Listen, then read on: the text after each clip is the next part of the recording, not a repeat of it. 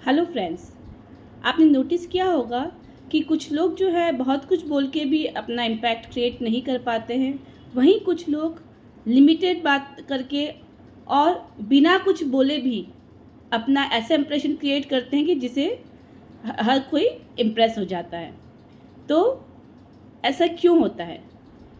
Basically आपको शायद पता है या नहीं पता है कि जो हम कॉन्वर्सेशन करते हैं, जो भी बातचीत हम करते हैं, तो उनमें जो शब्दों का प्रयोग होता है उसका इम्पैक्ट ओनली 7% है।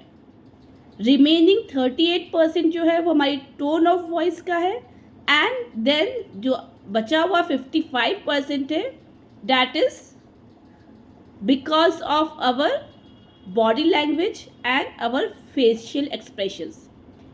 दूसरे शब्दों में कहा जाए तो उन्हें हम कह सकते हैं कि नॉन वर्बल कम्युनिकेशन, मतलब जो बिना शब्दों को यूज़ करके बोला जाता है, करा जाता है, उसे नॉन वर्बल कम्युनिकेशन बोला जाता है। और जिनमें हम शब्दों का प्रयोग करते हैं उसे वर्बल कम्युनिकेशन कहा जाता है। तो इस तरीके से हम देखते हैं कि जो वर्बल कम्युनिकेशन, जो हमने शब्दों का प्रयोग किया, उसका मात्र 7% ही इम्पैक्ट होता है हमारे कम्युनिकेशन की इफेक्टिवनेस पे।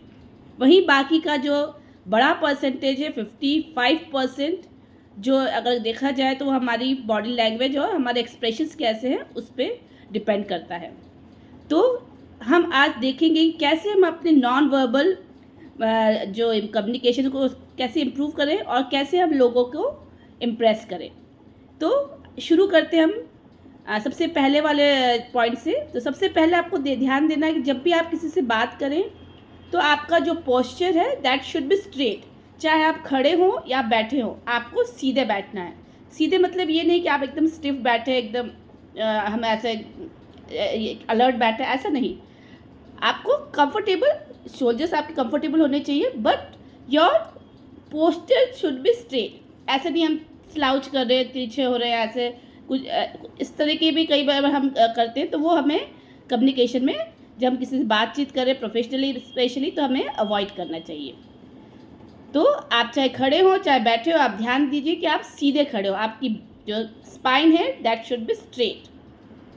सेकेंड पॉइंट पे हम बात करेंगे जो हमारा हैंड मूवमेंट की बात करेंगे हम यहाँ पर। हमें कई लोग आप देखें कि ऐसे हैंड फोल्ड करके बात करते हैं। कभी भी हमें हैंड फोल्ड करके बात नहीं करनी है। जब हम हैंड्स फोल्ड कर लेते तो ये क्लोजर शो करते हैं, ऐसे हम दिखाना है कि we are not open to speak, या जो भी चल रहा है वहाँ पर उस प्रतिक्रिया, उसमें हमारी प्रतिक्रिया ये है कि हम उस चीज़ के लिए ओपन नहीं हैं। तो कभी भी आपको हैंड फोल्ड करके बात नहीं करनी है, रादर आपको पाम्स अपनी ओपन रखनी है। पाम्स मतलब हमारी हथेलियाँ। तो हमेशा ऐसे जब भी बात करें आपकी पाम्स ओपन होनी चाहिए। सेकेंडली, जब पाम्स आपकी, अगर इसी से कनेक्ट करें आगे की, जो हमारे हैंड जेस्चर्स होते हैं उसमें आपको पाम, जब भी आप कोई बात समझा रहे हैं तो उनको ऐसे यूज़ कीजिए। जैसे मैं बोल रही हूँ कि बॉडी लैंग्वेज का ही है, तो बॉडी लैंग्वेज का ऐसे इम्पैक्ट होता है जब इस तरह से हम हैंड जेस्चर्स का यूज़ करते हैं। इस तरीके से जैसे भी आपको सिचुएशन के अकॉर्डिंग आपको अपने हैंड को मूवमेंट करके हैंड जेस्चर्स यूज़ करने हैं, तो वो आपकी बातों का ज़्यादा इम्पैक्ट पड़ता है। अब इसी से अगला पॉइंट हमारा कनेक्टेड है, हमारा हैंडशेक। अभी हैंड मूवमेंट की बात करें हम, तो हम अगली बात करेंगे हैंडशेक की। हैंडशेक जब भी आप किसी से करें तो it should be firm and, मतलब आपका जो हैंडशेक है वो एकदम लूज। कई लोग इस तरीके से हम हैंडशेक नहीं करना, आपका ऐसा फर्म एंड कॉन्फिडेंट हैंडशेक होना चाहिए। जब आप इस तरीके से हैंडशेक करते हैं एकदम फर्मली, तो ये शो करता है कि आप एक कॉन्फिडेंट पर्सन हैं, आप रिस्पेक्टफुल है, आप ओपन टू कम्युनिकेट है, आप एंथुजियास्टिक है और आप ट्रस्टवर्दी भी है। तो ये देखिए, ये सब जो चीज़ें मैं आपको बताया, इसमें भी कहीं भी शब्दों का प्रयोग नहीं हो रहा है। ये सिर्फ हम अपने बॉडी लैंग्वेज को यूज़ कर रहे हैं और उससे लोगों को पता चल रहा है हमारे बारे में, वो हमारे बारे में समझते हैं कि हम किस तरह के ह्यूमन बीइंग है। सो अब अगला पॉइंट हमने जो डिस्कस किया वो हैंडशेक का था। तो कभी भी हैंडशेक, आपको लूज हैंडशेक नहीं करना है। हैंडशेक हालांकि एक बहुत बड़ा अपने आप में एक टॉपिक ही, कई तरह के हैंडशेक्स होते हैं, उसके लिए मैं कभी एक और वीडियो बनाऊंगी। पर अभी के लिए जैसे हम ये नॉन वर्बल, आज हमारा टॉपिक है, तो नॉन वर्बल कम्युनिकेशन में हैंडशेक का जो रोल है, इसका जो मतलब टू द पॉइंट बात करें, अगर जिसका जीस ये कि आप जब भी हैंडशेक करें तो हमेशा फर्म हैंडशेक करें, एकदम कॉन्फिडेंट, एकदम ऐसा वाला करना है हम हैंडशेक, है ना, लूज़ नहीं करना है।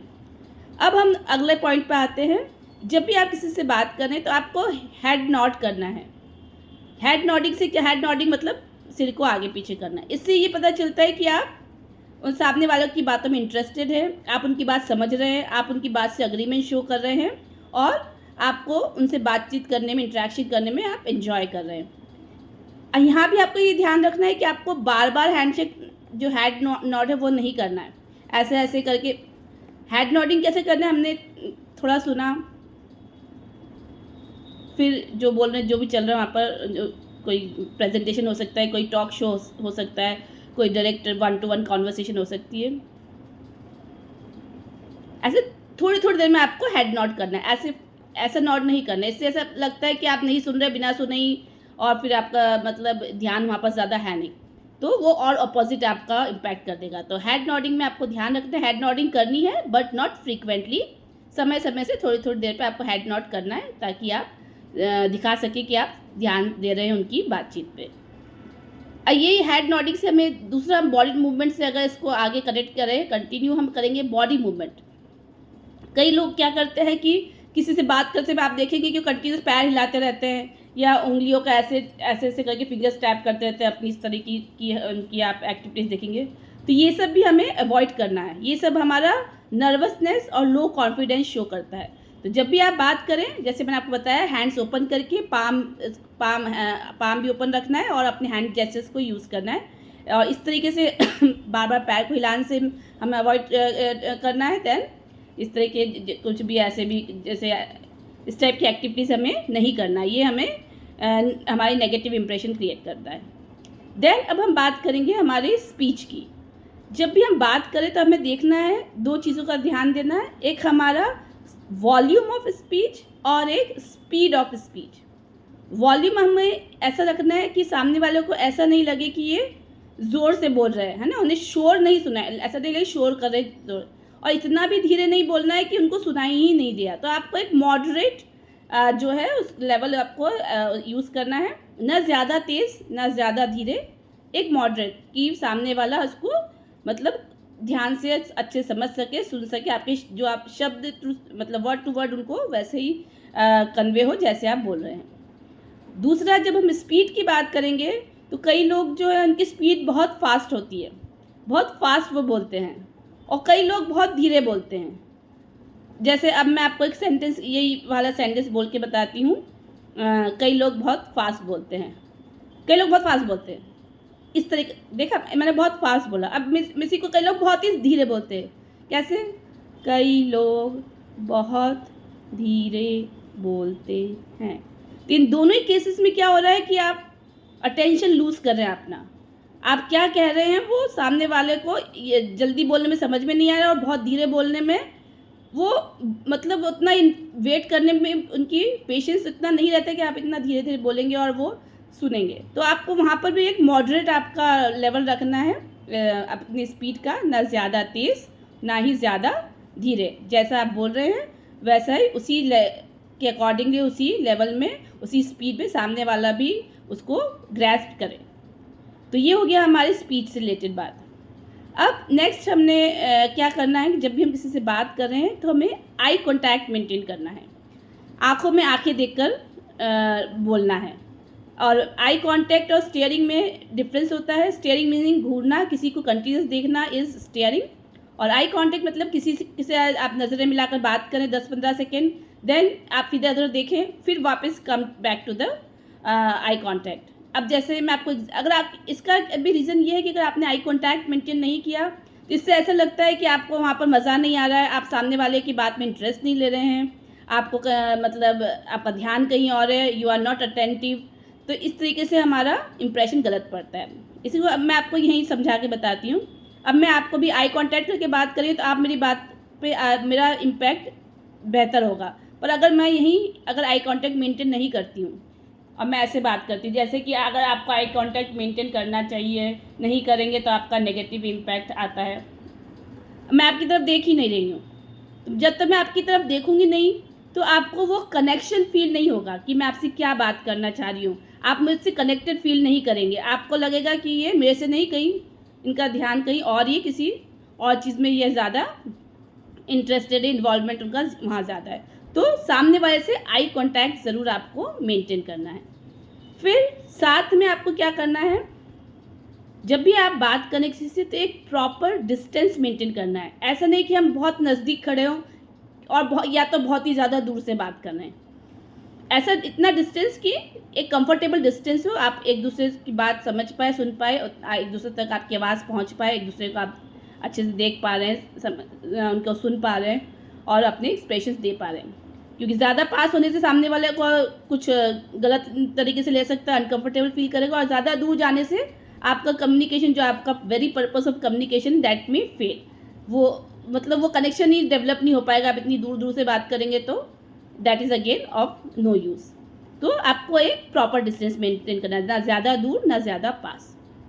फिर जो हम यहाँ पर बात करेंगे, एक जब भी आप कहीं जा रहे हैं किसी भी प्रोफेशनल गैदरिंग में या अदरवाइज़ भी कोई ऐसे ही आपका जो एंटरटेनिंग इवेंट है, या किसी की बर्थडे पार्टी, किसी की शादी में या कोई इंटरव्यू के लिए जा रहे हैं, तो आपको अपना जो खुद का जो हम प्रेजेंटेशन है वो ऐसे रखना है कि वो इम्प्रेसिव हो, मतलब बी प्रेजेंटेबल। इसका मतलब ये नहीं है कि इम्प्रेस करने के लिए हम महंगे महंगे कपड़े पहन रहे हैं, या महंगा बैग ले लिया, या महंगे शूज़ पहन लिए हैं, या ऐसा इन सब चीज़ों से यहाँ पर इसका कोई कनेक्शन नहीं है। आपके पास जो भी है, आपका सिंपल, आप कुर्ता पहन रहे हैं, सिंपल शर्ट पहन रहे हैं, या वॉटेवर जो भी आप पहन रहे हैं, उसको प्रॉपर तरीके से आप पहनिए। जैसे अगर बॉयज़ की बात की जाए तो अगर आपने शर्ट पहना हुआ है, जैसी भी आपकी शर्ट है, एक तो वो नीट एंड क्लीन ज़रूर होनी चाहिए। जो भी आपने कपड़े पहने हैं वो मैले नहीं होने चाहिए। कपड़े की क्वालिटी की बात नहीं हो रही यहाँ पर, कपड़े की कि कितना वो महंगा है, किस ब्रांड का है, these things don't matter here.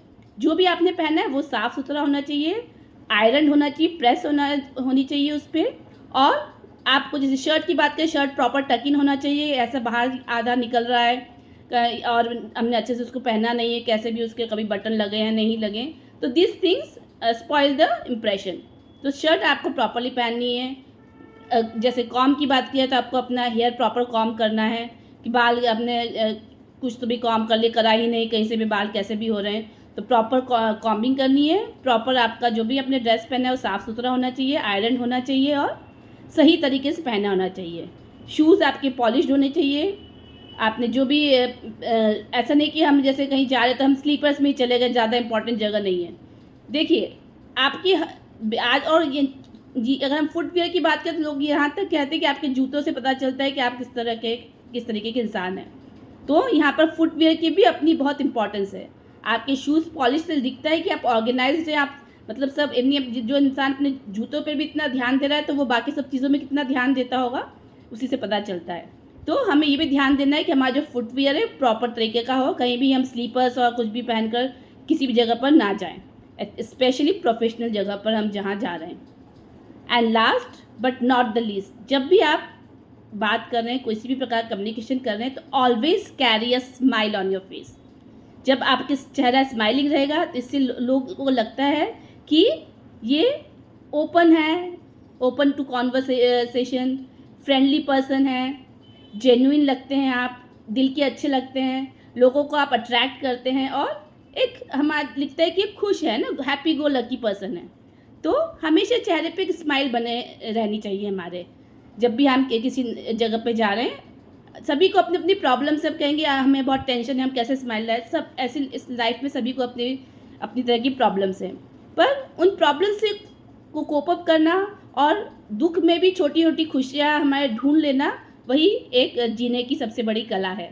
तो जब भी आप कहीं जाएं तो स्माइल ज़रूर रखें अपने चेहरे पे, इससे लोग आपसे हमेशा प्रसन्न रहेंगे और आपका मुस्कुराता हुआ चेहरा सबको अच्छा लगता है। आप भी जो स्माइल करते हैं, जिनका स्माइलिंग फेस उनको अच्छा लगता है, वहीं अगर आप किसी का गुस्से वाला चेहरा जब भी आपने किसी का याद करते तो आपको वो अच्छा नहीं लगता है, और कोई आपको देखकर किसी का स्माइलिंग फेस आप जब देखते हैं तो आप भी खिल उठते हैं। इसलिए हमेशा स्माइल बनाए रखिए और फूलों की तरह मुस्कुराते रहिए। तो आई होप कि ये वाले जो अब इसमें मैं